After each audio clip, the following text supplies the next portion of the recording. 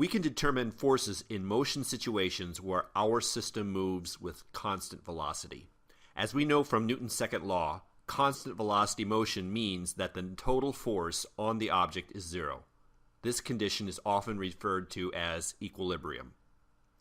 If, in a particular case, the constant velocity is equal to the zero vector, then the system is static, meaning it's motionless, and we refer to the system as being in static equilibrium. If, however, we have a case where the system moves with constant non-zero velocity, then we refer to the system as being in dynamic equilibrium.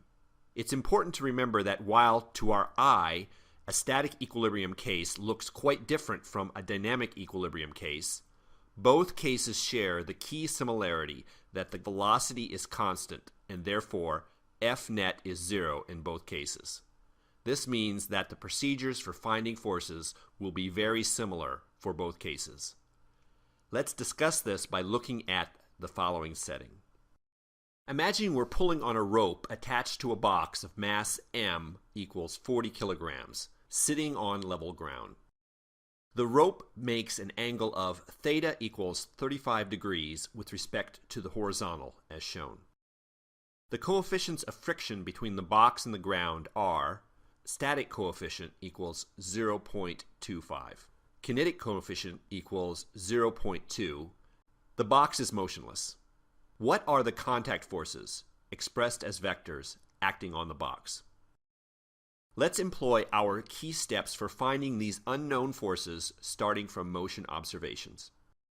The first two steps, identify the system and observe system motion to determine the total interactions, F net, go pretty quickly here.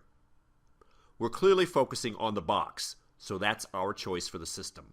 And, as we discussed, we have a case here of constant velocity equals zero, that is, static equilibrium. So we know the total interactions, F net, are also equal to zero. The next key step requires more discussion and care.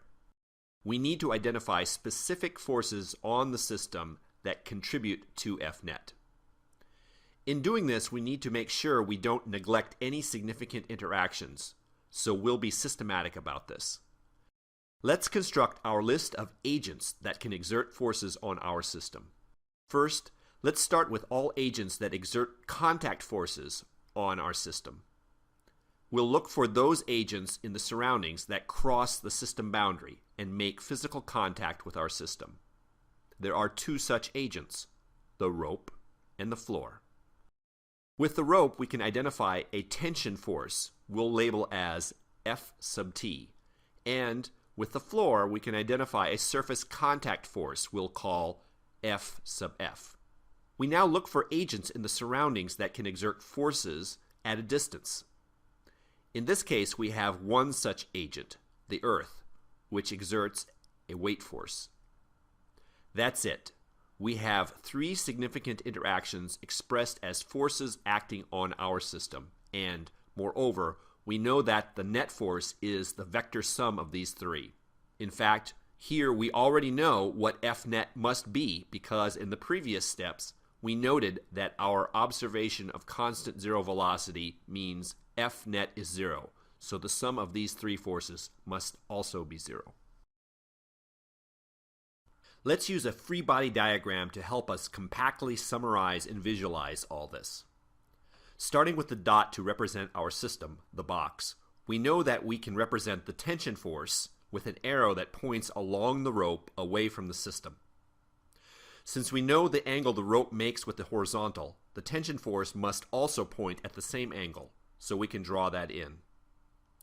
The weight force acts downward, so we can draw that in too. The floor force is a bit more challenging. How would we draw an arrow to represent the force of the floor acting on the system? Give this a try and see what you come up with. Here's the correct way to draw the arrow to represent the floor force.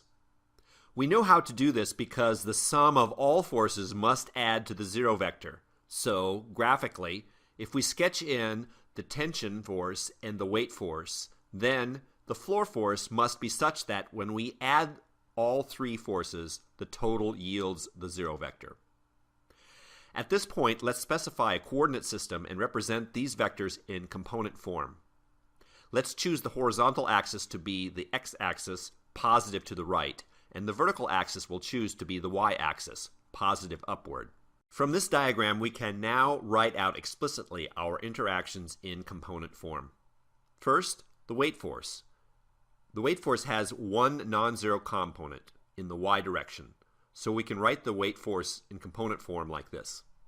From the diagram, we see that the tension force will have non-zero x and y components, so let's represent the tension force like this. Similarly, the floor contact force has non-zero x and y components. Let's represent the floor force like this, where F is the component parallel to the floor. This is the friction. And N is the component perpendicular to the floor. This is the normal force. We emphasize here all the symbols we write, W sub y, F sub tx, F sub ty, F, N, represent components and could be positive or negative. We'll figure out the signs of these components during the final step, solving for unknown quantities. Let's do that now, applying Newton's second law with all the vectors in component form. From this vector expression, each non-zero component corresponds to an equation, meaning F net equals the zero vector corresponds to each component of F net must also sum to zero. To solve for unknown forces, we need to have as many equations as unknowns. Here we have 2 equations and 5 unknowns, so we need more information to make any progress. Let's start with the weight force. We're given the system mass, so we know that the magnitude of the weight force is m times g, and the direction is downward, so W sub y must be equal to minus mg. We can also simplify the components of the tension force. From our free body diagram, we see that both F sub tx and F sub ty must be positive for our choice of coordinate system. Moreover, the magnitudes of F sub tx and F sub ty are related to the magnitude of F sub t by trigonometry. So we can insert this information in our expressions, and we now have 3 unknowns, the components F and N, as well as the magnitude of the tension force. So, are we stuck, or can we make any more simplifications? Let's address each of these answer options.